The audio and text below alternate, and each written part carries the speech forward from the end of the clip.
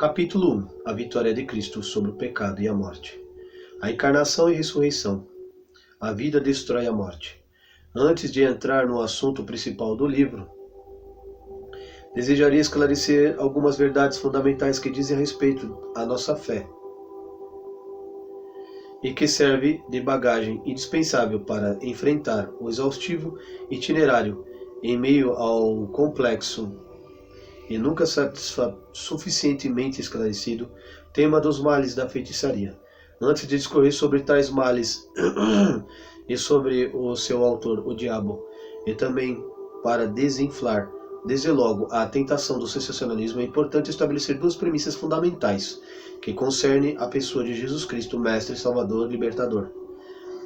A primeira consideração que proponho diz a respeito ao sentido profundo da reencarnação do Filho de Deus para cada homem e cada mulher de nosso tempo. Qual o significado do nascimento de Jesus Cristo, Salvador, da Virgem Maria, por obra do Espírito Santo? Acontecimento que se desenrolou numa noite há mais de 2000 anos em Belém, minúsculo e desconhecido lugarejo não muito distante de Jerusalém. Trata-se de evento específico da história da humanidade que nos enche de esperança. Cumpre-nos dirigir nosso olhar para este menino, sabendo que é o Filho de Deus que nasce no meio dos homens para extirpar-lhes os pecados, o egoísmo, a morte, o poder do diabo. Somente com os olhos da fé saberemos ver quem é que está deitado naquele pobre manjedoura. O profeta esperado pelos gentios, o Messias que, ensinando nos caminhos da Palestina, curando os doentes, consolando os aflitos, pregando boa nova do reino de Deus, expulsando os demônios de forma perfeita e completa, revelará a face, misericórdia do Pai. Revelará a face misericordiosa do Pai. Entretanto, o nascimento de Jesus ainda não reúne tudo.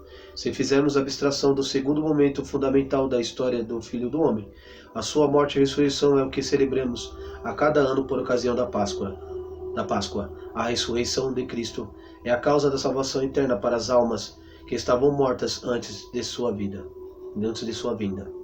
Assim como todos os que viviam naquela época e também os que viriam depois. A ressurreição de Cristo abre-nos portas do paraíso. Com uma condição, porém, que essa salvação seja aceita livremente por cada homem.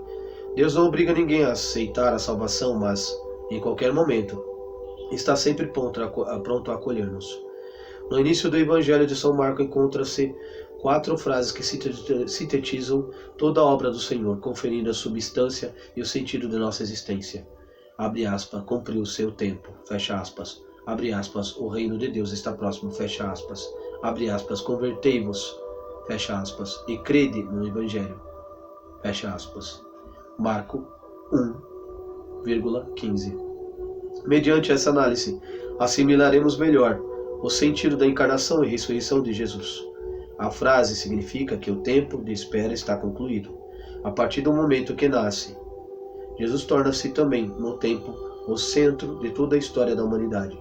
Eis, por sua vez, o sentido da segunda, a porta de entrada no céu, que havia sido fechada pelo pecado. A partir de agora, em virtude da glorificação de Cristo em sua ressurreição, encontra-se aberta. O seu reino de justiça e paz para sempre chegou até nós.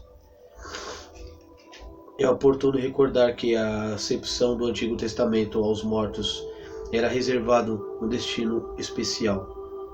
O Sheol, a espécie de cova comum, para a qual os judeus supunham que iriam as almas dos indivíduos depois da morte. Concebiam que o Sheol como um lugar triste e sombrio, uma espécie de sobrevivência diminuída após a morte, que entretanto não era capaz de libertar o homem dos mais nefastos efeitos desta. Além de tal ideia ser contrária à ordem da criação, a exclusão da comunhão perfeita com Deus e com o homem, precisamente ao contrário do que se dá. Graças ao advento de Cristo a sua ressurreição, completou-se a revelação. As portas do paraíso abriram-se de par em par.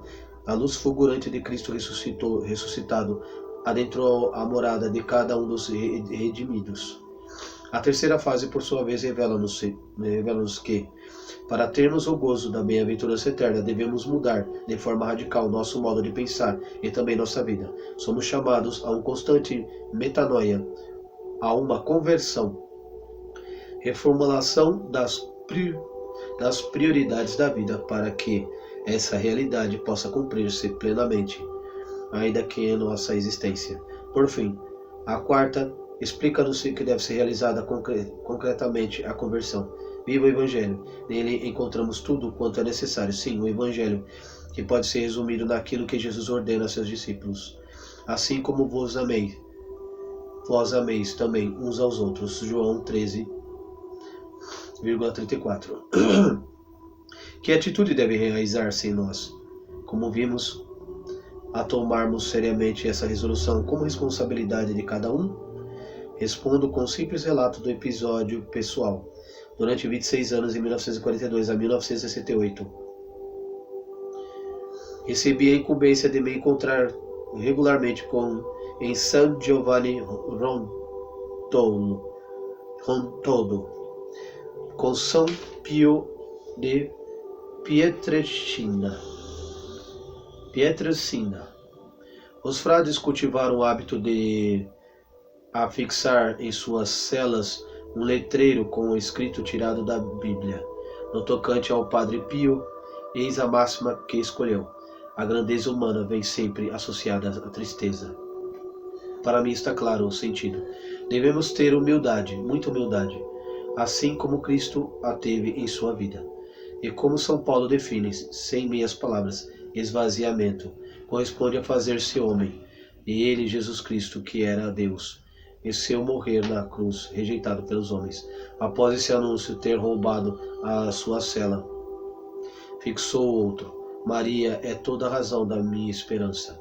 Se Maria, que é a mãe de Jesus, é a nossa esperança, qualquer pessoa, desde que esteja sofrendo, que esteja sozinha, que se ache triste no extremo de suas forças, pode dirigir o olhar em direção ao Natal do Senhor e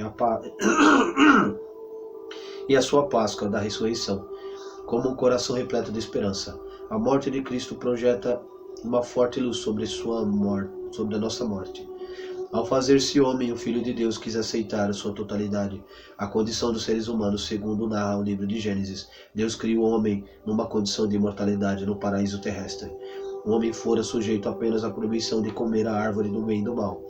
Obviamente, para que pudesse ser mais bem compreendido, o autor bíblico usa a linguagem metafórica. Com efeito, esse relato não deve ser interpretado em sentido literal. A mensagem deve ser entendida na profundidade de sua acepção teológica. Tratava-se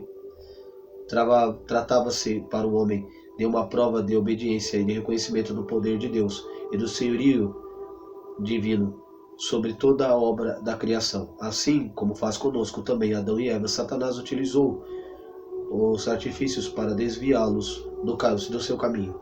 Inicialmente levou-os a renegar o que Deus lhe impusera. Para isso, a serpente disse a Eva, abre aspas, vós de nenhum modo morrereis, fecha aspas, Gênesis 3,4. Do mesmo modo age conosco, induzindo-nos a duvidar da existência do pecado, do inferno, do paraíso e da vida eterna.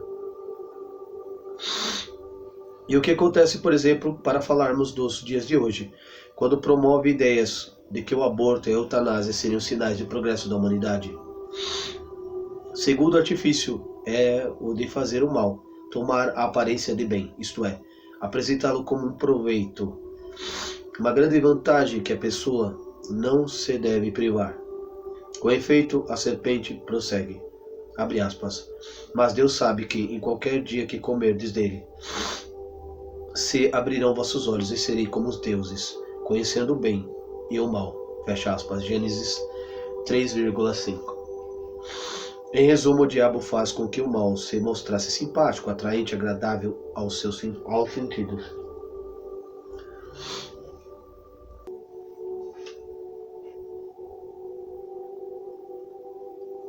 À luz dessa situação, Jesus aceita, ao se encarnar, as consequências extremas dessa culpa original, cujo efeito último é a morte. Mas não comas da árvore da ciência do bem e do mal, porque em qualquer dia que comeres, dela morrerá indubitavelmente. Gênesis 2,17. Foi essa a advertência de Deus quando colocou o homem no jardim do Éden. O Filho do Homem encarnado se aceitou. Enquanto o homem O Filho do Homem, encarnando-se, aceitou enquanto homem, e somente enquanto homem, uma vez que sua natureza divina não estava sujeita a tais limitações, a condição de mortalidade e todos os limites próprios da natureza humana, fome, sede, sono, sensibilidade à dor, para salvar-nos. Ele aceitou a consequência extrema da morte, a fim de destruí-la com sua ressurreição. Foi essa realidade que levou São Paulo a exclamar, questionando, abre aspas, onde está, ó morte, a tua vitória? Onde está, ó morte, o teu aguilhão? 1 Coríntios 15,55. A morte foi derrotada por Jesus. Pela salvação eterna e por essa grande consolação dada a todos os homens, Deus expurgará todas as lágrimas. Apocalipse 21,4. É certo de que isso não estarão excluídos, bem ao contrário, os que sofrem de males espirituais. Esta é a boa nova para com os nossos caros irmãos que muito padecem.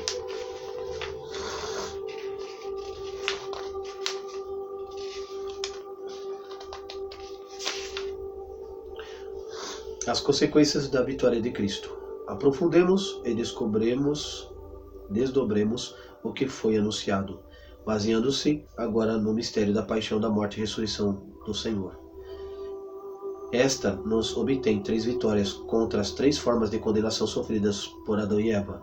Após o pecado original, a primeira é a condenação à morte. Segundo, diz respeito ao nosso corpo que se desfará, porque és pó, e em pó te hás de tornar. Gênesis 3,19.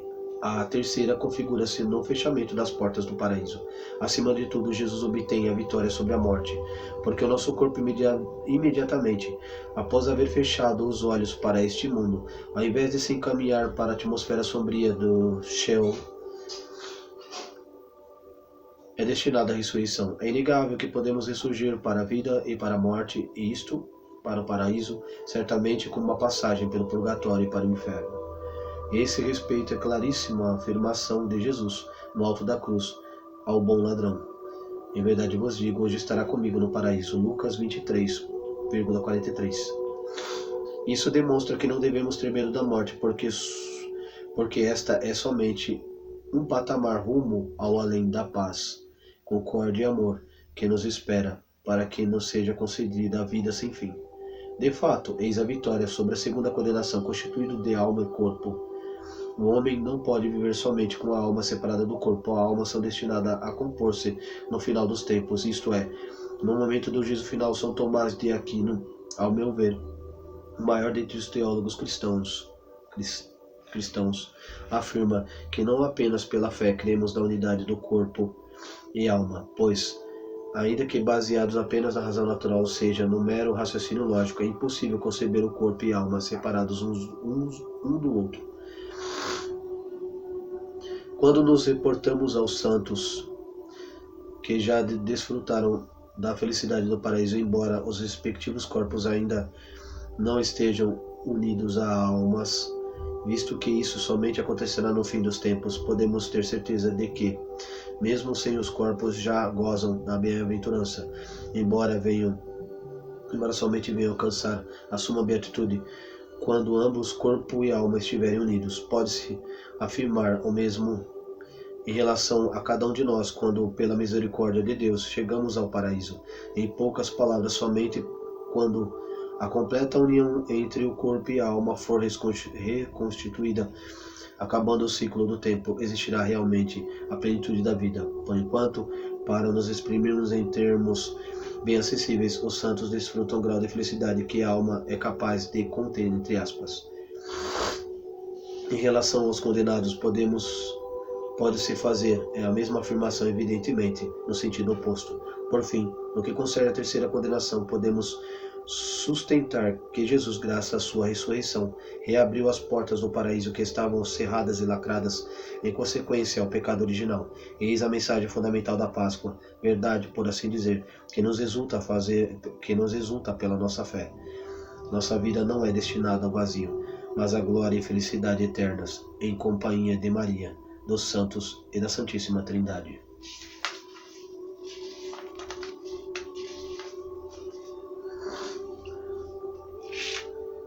Parei na página 17.